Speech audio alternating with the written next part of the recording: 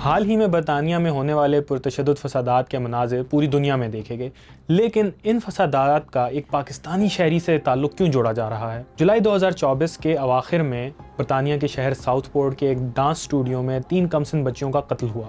پاکستانی شہری فرحان آصف پر الزام ہے کہ انہوں نے بچیوں کے قاتل کے متعلق غلط معلومات اپنی ویب سائٹ پر شائع کیں، جس کی وجہ سے برطانیہ میں پرتشدد مظاہرے اور جلاؤ گراؤ شروع ہوا، جس میں مساجد پر بھی حملہ کیا گیا۔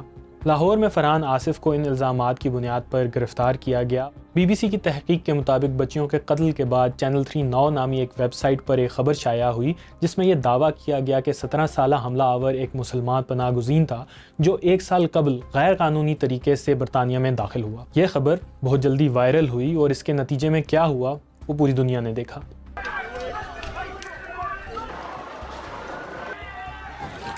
ان فسادات پر قابو پانے کے لیے برطانوی پولیس کو کئی دن لگے اور اس دوران سینکڑوں لوگوں کو حراست میں لیا گیا۔ برطانیہ میں بھی ان فسادات کے ذمہ داران کے خلاف قانونی کارروائی کی گئی ہے۔ Lahore FIA cyber crime wing کا کہنا ہے کہ دوران تفتیش فرحان آصف نے اس عمل کی ذمہ داری دیگر لوگوں پر عائد کرنے کی بھی کوشش کی، لیکن تصدیق ہوئی کہ فرحان ایک فری لانسر ہے اور ان کا یہ موقف کہ جعلی خبر شائع کرنے والے ملازمین کو نکال دیا گیا ہے غلط ہے، اور ملزم اکیلے ہی خبر لکھتے تھے، ان کے ساتھ کوئی اور ملوث نہیں تھا۔